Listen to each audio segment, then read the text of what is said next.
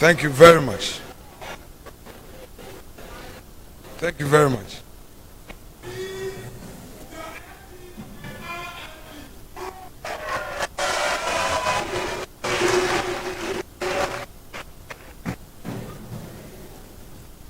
And CEO of LED Group, Mr. Albert Kusi, Head of Digital and Youth Banking of GCP, Mrs. Emilia Saki, Presiding Member of the Future Municipal Assembly, of the Assembly here present, President of SRC UEW, President Local Nukes, distinguished invited guests, young people gathered here, students of UEW, our beautiful ladies from Zion Girls,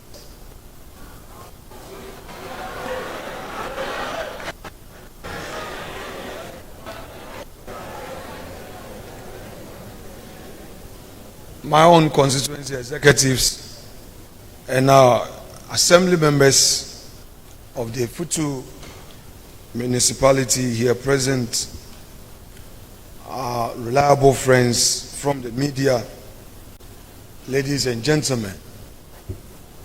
It is to be part of this afternoon's program, the 4th edition of the National Youth Mentorship Summit, which has a theme, legislation and leadership, creating space for youth in Ghana's economic future. You, the youthpreneur, as a catalyst for a new economy. Couldn't have chosen anything better than this. Let me commend the group for this inspired initiative and applaud every young person here today for choosing growth and learning over comfort and leisure.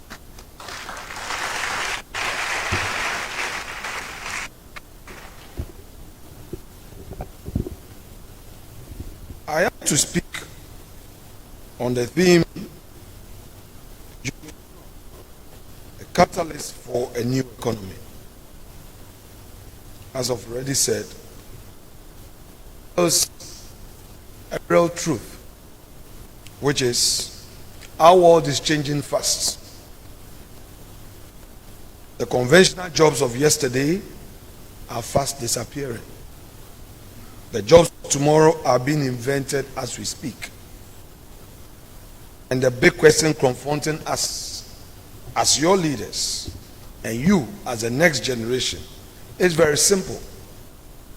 How can the youth of Ghana be ready for Ghana's economic future? I believe the answer to that question is the reason why we've all gathered here today.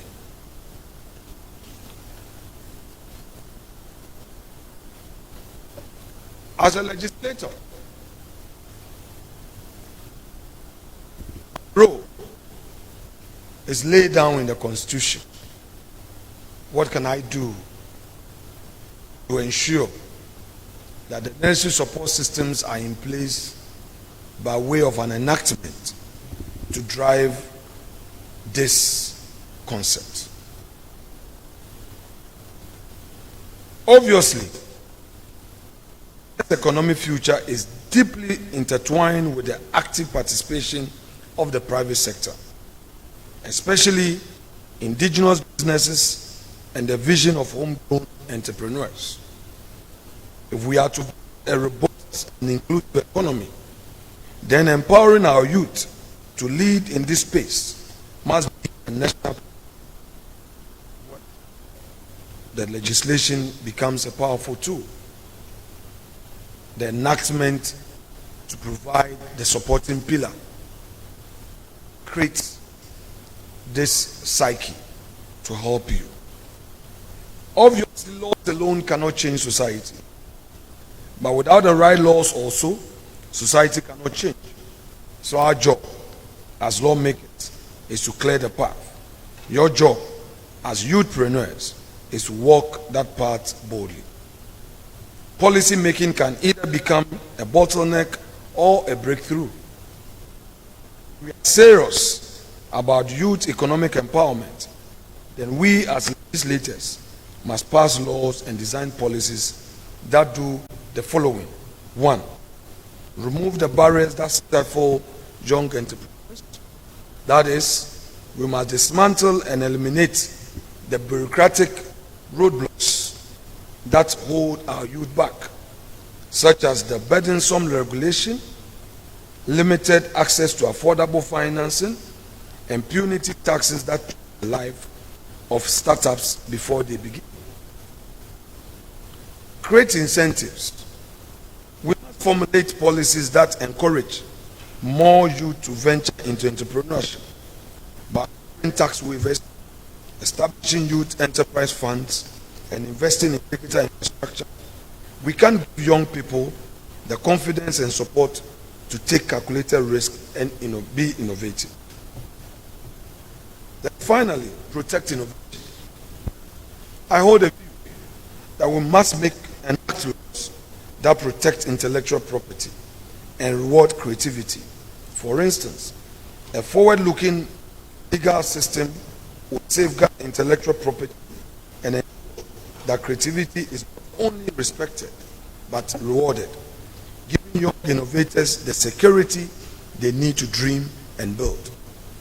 Furthermore, as political leaders, we must depoliticize entrepreneurship and create an ecosystem where young businessmen and women who are owners of their own businesses can thrive without fear of being tagged or targeted. Entrepreneurship must not be viewed through a political lens. The success of a business should never depend on which political regime is in power, nor should it be stifled by partisan labels. Our role as political leaders is not to frustrate private sector actors, but to foster a fair and enabling environment where merit, innovation, and hard work thrive. Our duty is not to obstruct private enterprise, but to cultivate a level playing field for every Ghanaian youth to succeed. Again, as political leaders, we must also take a hard look at how we extend opportunity, particularly to the youth. We must support young people when they carry ideas that can change our country, not only when they wear our party colors. We must not create an economic future that is built solely on partisan loyalty. It must be built on merit. Opportunity must be extended based on potential. Those who deserve opportunity should be given the opportunity, regardless of political affiliation.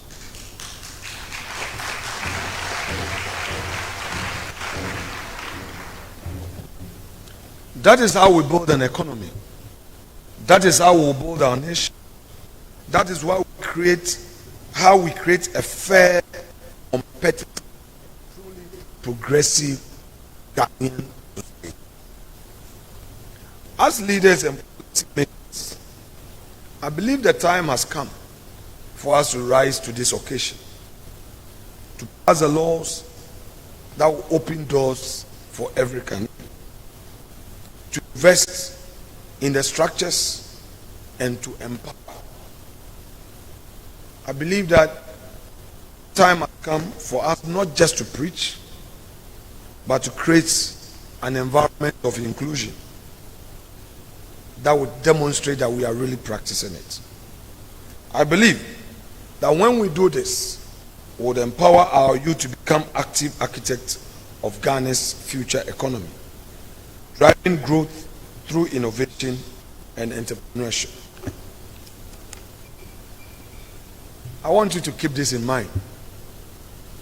Entrepreneurship is not just about making profit, but also solving the real needs of the people and making the world a better place through your business. It is about making people's lives better. This is the deeper calling of entrepreneurship. To leave behind a legacy, to build businesses that will not only generate income for you, but also create a lasting positive impact in society. Now let me share with you some few stories. First, we see all around us today a business that we all know, it's Pizza Man, Chicken Man. We never ask ourselves how this came into being. It was started by a young student like you. This young man was studying actuarial science at Kwame Nkrumah University of Science and Technology. Initially, he started a business by running from hostel to hostel, room to room, using his study table as a makeshift kitchen and an A4 sheet of paper for packaging. His business model initially involved selling pizza in slices to make it more affordable for students. Of course, there were skeptics who thought he could not succeed. From his lecturers to his own peers. But Mr. Boachie persisted, driven by his own vision and his desire to create something successful and impactful. In spite of all of this, he kept his eye on the ball. He graduated with first class. Today, he's been able to expand this business to various parts of the country. Your own Widimba backyard is inclusive. The records have it that he has over 90 branches. We are all using WhatsApp as a communication platform. How did it come by? The founder, a young man, he was a Ukrainian immigrant who couldn't afford a phone as a kid. He applied for a job at Facebook and was turned down. Now he has created one of the biggest social media platforms and sold it to Facebook. When the world says no, you should be bold to say you believe in your own dreams.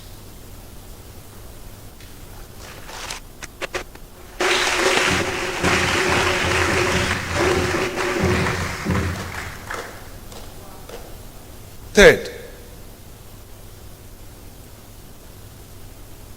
is the Zoom platform that we know for meetings.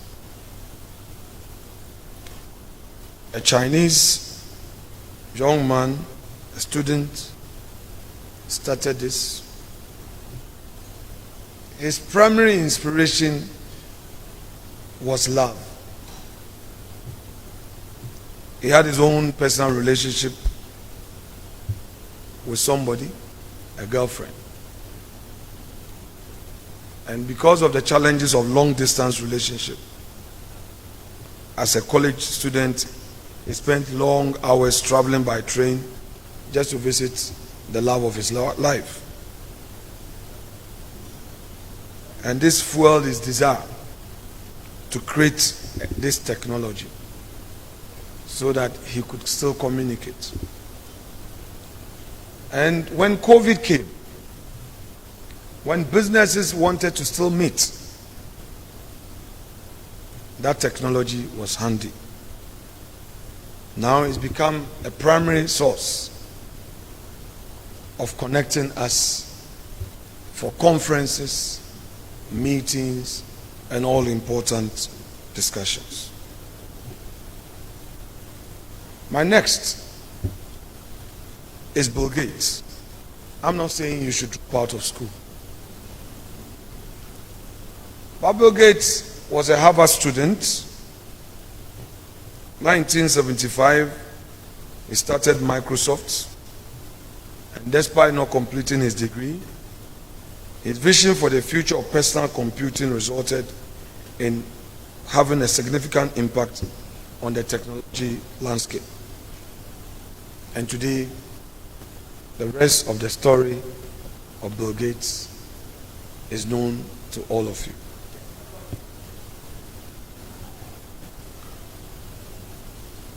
Let me conclude with a personal story.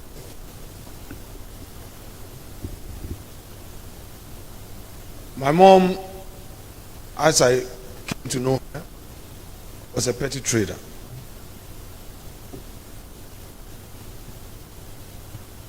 Back in the days, she would bake bread, and I was her son. She was also a people teacher. Not only bread, she would sell Tom Brown, she would sell everything. Eventually, I made it to the secondary school, and as public records already have it, for 3 years in St. Augustine's, I never had a mattress to sleep on. I was on the hardwood. Then there was some political challenges with the university lecturers. So in our time, when you are done with school, you have to stay at home for 2 years because lecturers had gone on strike, and that's delayed our entry to university. So after school, suffice to say that I went through some struggle, and it took Kwesundom's bursary, which I won, to pay my fee for final year and to register for my SSE.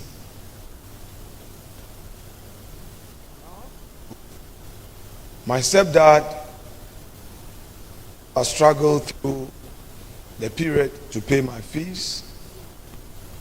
Sat me down, young man, I'm done. There's no money, so you have to struggle. The first option my mom gave was, okay, so go for the teachers training force. My mom and I used to joke with it. We call it teachers training. By the way, I was very close. We're still close. Now, I protested because I didn't see why she wanted me to go through training. She said, well, they will give you once, and then you can become a teacher and later move gradually. But she couldn't pay me. I had my own plans. Some friends, I found myself in Accra, toiled on the streets of Accra,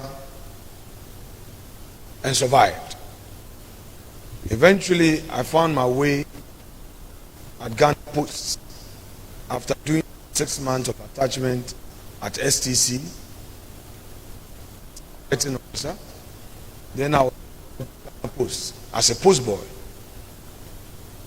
I recall during the interview, they looked at my results and they asked me, but you have to apply for university. Why do you want to become a postboy? I told them that I won't disappoint you. You let me start. So I started as a postboy. And I was posted to the Trade Fair Post Office, where I sold stamps. I sorted letters at the post room. And at that time, we didn't have access to phones the way you have access to it. So I was also done international calls where people queue to receive calls, and you have to make calls for them, and they are called, they will insult you, and insult the government. No. But I kept my eye on my own vision in life. So whilst at the post office, I was taking these professional programs on distance learning. And at night, after closing, I would stay on and learn. Eventually, I got my diploma and I applied for upgrading. I was upgraded to senior postal officer and later to principal postal officer and transferred to the head office of the post office.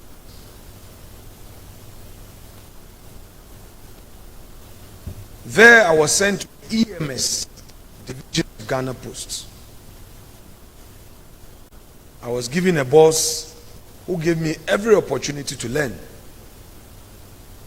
And through that, I initiated this prepaid admission envelopes. And I'll tell you the story. And I'm connecting this theme of today to open your mind up to some realities that are just around you and that would define. So I realized that at the post office, many students and parents will come complain. Late admission letters coming in and they not getting the admission on time. Anybody who is above 40 years in this room will attest to the fact that those days, admission letters come through the post and it delays. So if you are not lucky, you will report late to university. So as a young man in my 20s, I designed a new system, courier delivery instead of postal delivery, because postal delivery delays. So I came up with this concept, and my boss was like, wow, how is that possible? I said,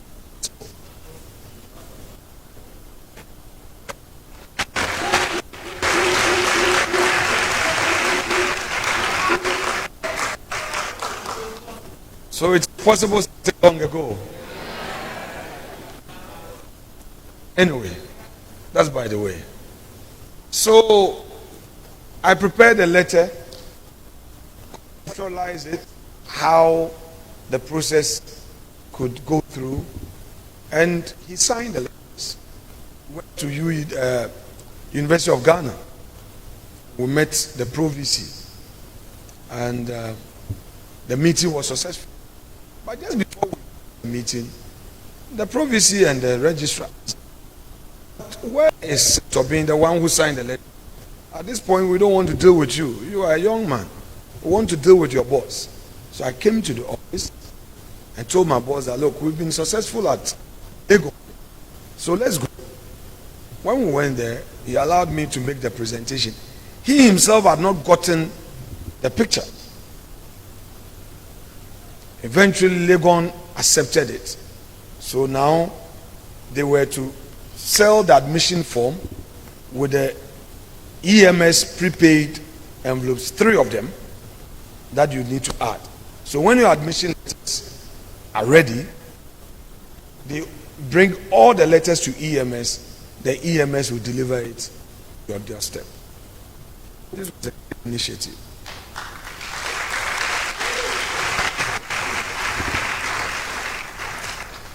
So we went to tech. That time we only had 3 universities, mainly Tech, Legon, and UCC.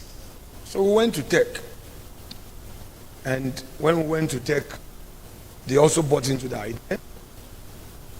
And then the last was Kivas. So something funny happened at Kivas. Successful meeting, and they said there and then they will take it up. Then my boss did something. He said, this young man, Alex, developed this concept. So they said, then why don't you come and do your master's? Then my boss said, oh, he doesn't even have first degree. I said, wow. Then he now, pick the form and apply. So in fact, when Kevas gave me admission, I was sent straight to level 200.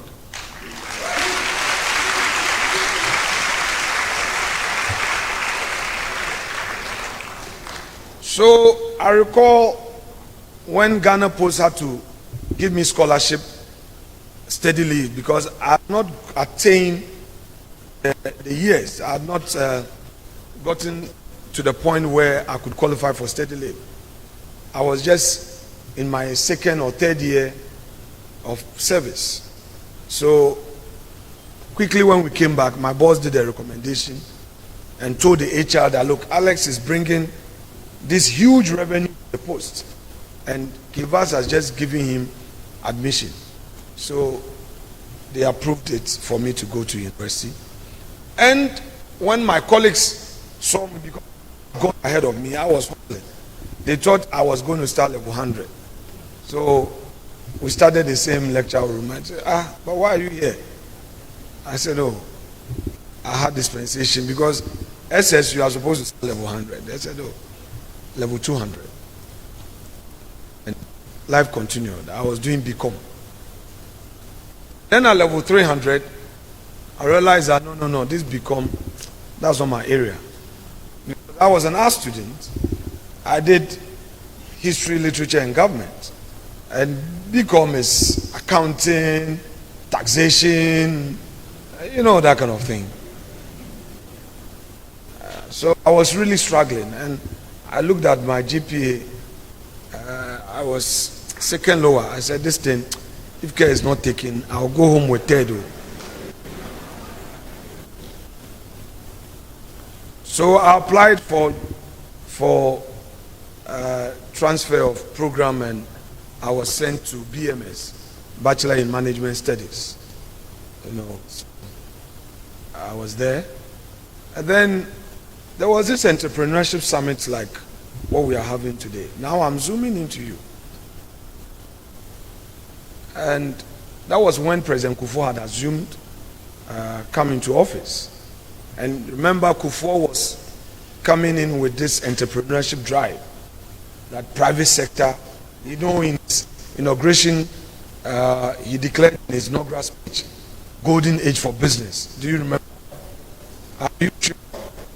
All right. So Kufuor was sending people to various universities to do what our brother Albert is doing this afternoon. So I went to listen, and I said, oh, so I can create my own business. I can do something for myself. So that July vacation to September, I'm happy my friends are here. I said, let's set up an NGO. We started an NGO. And lately when I tell my staffers that I've become lazy, when I ask them to prepare my speech, they think that I don't have the energy to do it. I used to do all of that, Those days we write articles on the billboard, notice board. It was competition. Midnight you write articles and then paste it there. Anyway, to cut a long story short, I used that talent to start writing, and then through the writing, we got some UN office, and then they will buy your tickets to go and do a presentation at a youth program. We're traveling to Switzerland, the Netherlands, the US, and you'll be there. They will send you your ticket. They say you passed. They will give you per diem. Then when we go, we sleep in a hostel, save our money, and then when we come, we're not being naughty anyway. I was focused, and then we're doing some charity work. Then I conceived the idea that I need to set up my own courier company. After all, I did it for Ghana Post. Then I started Extra Courier, and we bought motorbikes. We started going to companies and all. Then out of the blue, we went into logistics, mining support. When the MC was introducing me, he said, a multi-million Ghana city business. No, MC. It was a dollar business. Yeah. It wasn't a multi-million CD business. It was a multi-million business. And I'm very proud of that. Very proud. So we started working for Ghana bauxite, cutting the bauxite from Awasu to Takoradi, and we made good money. And when the Indians came to do the manufacturing of cement, they needed trucks. Our trucks were there. We were cutting limestone from Aplao all the way to Bay. And then we were also cutting limestone from Tablibo in Togo to Aplao, and we continue to Bupe, and then we'll cut limestone from Takoradi, Bupe. We did some other logistics. So it became a big business. There's no life without adversity. And that is where I want you to know that. Then the trucks will be involved in accidents. There was political attack because I was branded as an MPP. And I imported some huge trucks. The name of the truck, the trailer, the manufacturer's name is Mammoth. But the people misconstrued that to mean I was bluffing. That is MPP elephant symbol. But that was really the name of the manufacturer. And they had the embossment on the trailers. It upsetted the government of the day. And they will be stopping our trucks, using axle load as the excuse. But I understood what was happening anyway. Eventually, there was huge debt. Not CD debt, huge dollar debt. We're owing Stanchart, we're owing UT, we're owing NIB. A young man in my 20s, I think at the time, I had not even turned 30. I made money rather early. I wasn't 30. Managing, it was not easy. We needed to. I recall I would be at site, and my wife would call me that the bank had come to block the gate, and they would even take in your car as part of the process of enforcing court order. They have to take the shuttles before they come to fake assets. And the kids would have to drop out of the car for the police and court bailiffs to take the car away, for them to be in taxi. But you had to go through all of that. It allows you to think, find solution, pray more to your God, and go closer to your Creator, and survive.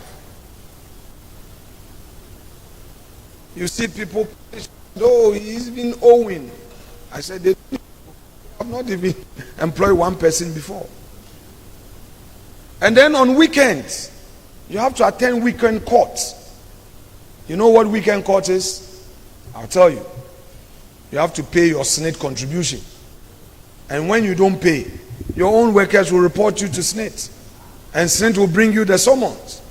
So weekend court, when you don't pay your Senate contribution, is the only civil liability that the penalty is imprisonment. So if you are an employer and you owe, I don't intend to scare you anyway. If you are an employer and you owe Senate, you'll be incarcerated. You have to pay, else you go to jail. That is a law. It's a civil debt, but it carries a criminal penalty. Sometimes you'll be detained in the courtroom. Then you have to go and look for money. Go and look for money to come and pay more, and then the judge will release you. to go.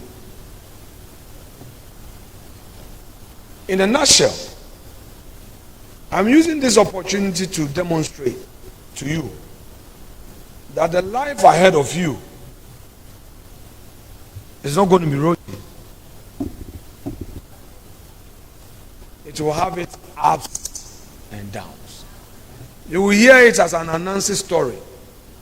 But as you move on, anytime you face adversity, remember that a young man appeared before you and told you a story. He was a bread seller. He was a trotro mate. He became a businessman. He became a lawyer and a politician and shared his life with you.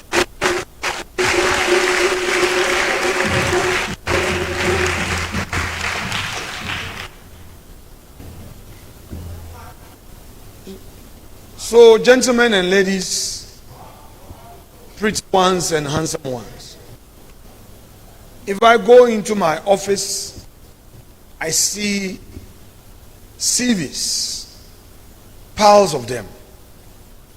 Any call you get, say, I need job. I need employment. The government sector is choked.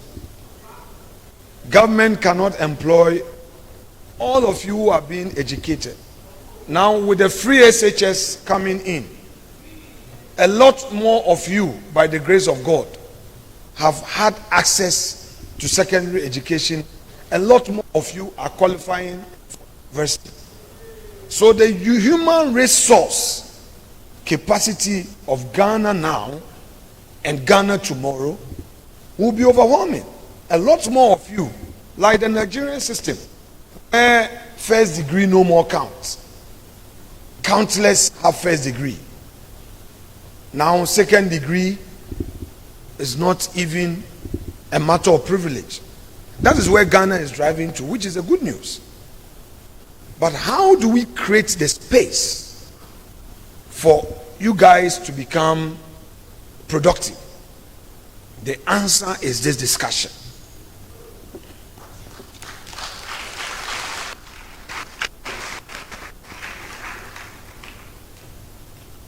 Permit me to be bold by sharing with you another sad story. And not that I don't care how social media will react to this, but I need to speak to you plainly as fellow citizens.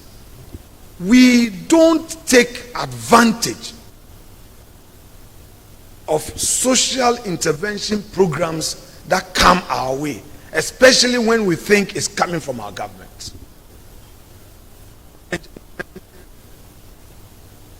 In advanced democracies, in the West, in Europe, in America, it is the government that support the private sector.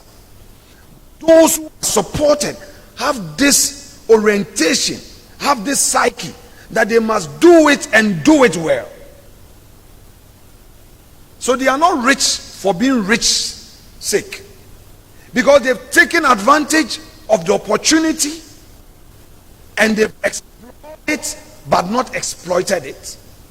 They have benefited and society is benefiting. What about us? Former President Rawlings, poverty alleviation program.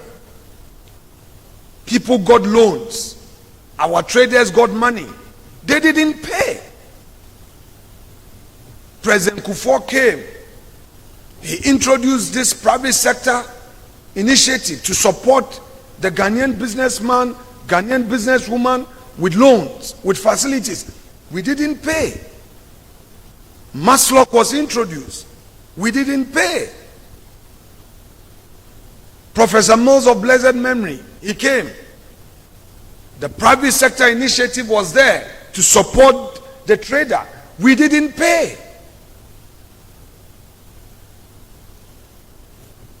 John Mahama, chapter 1, came. The same money was given. We didn't pay. Nana Akufo-Addo came. People benefited. NEIP, Maslock. Youth were gathered, giving loans, giving technology, giving skills, giving equipment. Use it, pay for someone to also benefit. We didn't pay. Now we have John Mahama chapter 2. Are we going to pay?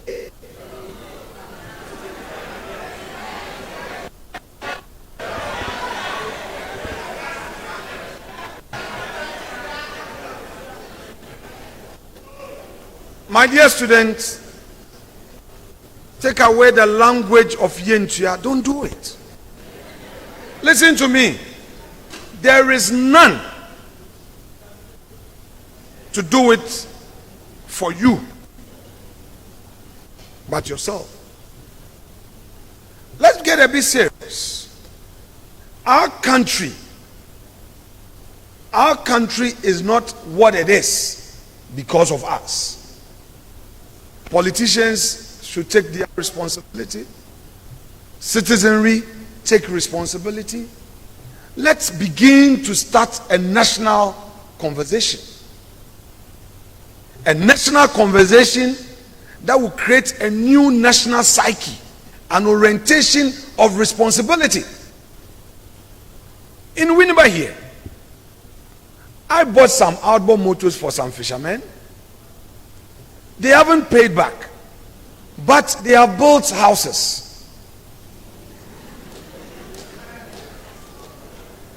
I have a boat. That boat, you know how much it cost me? I can't tell you now. I'll be sad. That boat is on the high seas. The fishermen are from Winneba. I know all of them. They have houses. Some have married 2-3 wives. But they've not rendered a single account for me to even recover the cost of the boat. And when there's a problem, they will find a way of coming to me. Oh, chief, the last time they brought some money, they found a way of taking the money back to say that they are going to fix the net. They have some machine problem, engine problem. It's sad. I went to Silver Star. When they brought the Nissan they brought the Suzuki. I went there to guarantee with my name. And because they know me as an entrepreneur, they said, oh, Honorable, take them. 30 of them, 30 brand new tear rubber Suzuki. I brought it. My people, take. Do work and pay. Don't, I'm not here for profit. Would you cheer? I want to hear again.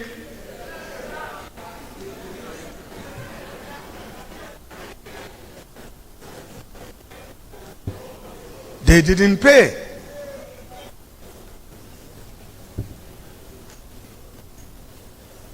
You know, some of them, I see them, they've lost their cars, they didn't pay, and sometimes when I get whenever they come to me in the house and they want money, I look at them and I say, you wait.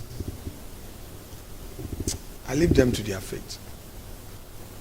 You know, so today's discussion is so relevant that if we embrace it well and we understand what we are doing, we will not be found wanting as a nation. A businessman should know the limits of his expenditure. You are doing small business, you are a contractor. Your MP wants to build you up. You have received cash. You think the MP is a fool. You brought an estimate. Immediately you got the money, you take half of it to go and buy a car. Or you have your site there. Instead of completing the project, you want to send some blocks to your own site. You think nobody saw you. And you get to the middle of it, the main project you've not completed. your own project is stuck. Why complete the project, make the MP happy, then at dawn go to him and say, sir, in fact, you know what, I want to start this small business, or me myself, my 2-bedroom, give me some support. You think he won't give you? So our attitude, the orientation, and I'm happy I'm speaking to students who would be leaving the four walls of this university, leaving the four walls of their secondary school, into public life, to the outside world. If you don't change your attitude, there's going to be blame game, blame game, blame game. The question is, now who caused it? I'm worried for our country. I am worried for our country. Let's put politics aside. When I hear the 24-hour economy by our friends in government, in my heart, I pray that government succeeds in rolling it out. I'm being serious here and I'm being honest here.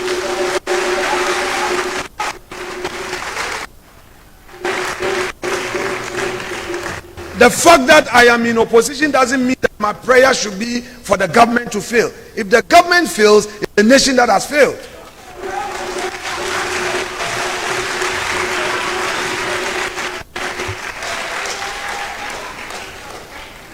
But I'm worried about those who are going to be the beneficiaries.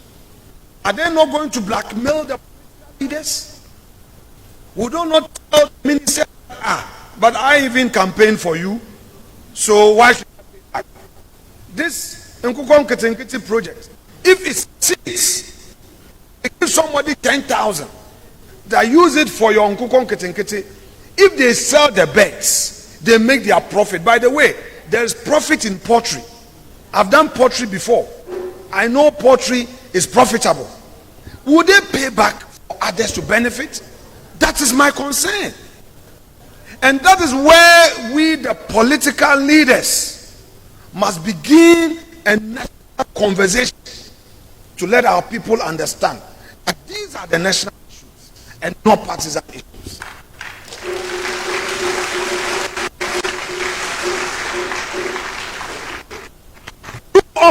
Too often, state resources that are meant to be investments end up in consumption. Monies that the state has invested in it, people, ends up down the drain. Like the Agbo Moto thing I talked about. It started way back Kufuor's time. Kufuor's time. The Agbo Motos were being given out. Cooperative, pay. They won't pay. So can we, as a nation, begin to say that when these social intervention programs that are aimed at economically empowering us are rolled out, will pay back even the costs, not even paying interest, the capital, are we ready to pay back?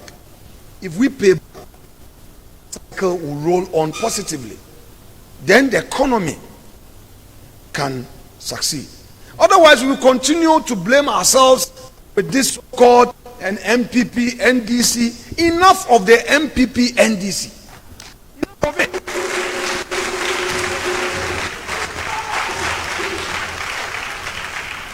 So we'll be coming to you on campuses telling you that, oh, if you're of this tribe, if you're of this religion, vote for me. This is protecting you. Then you too blindly, you do it. And when you are done, you are hungry.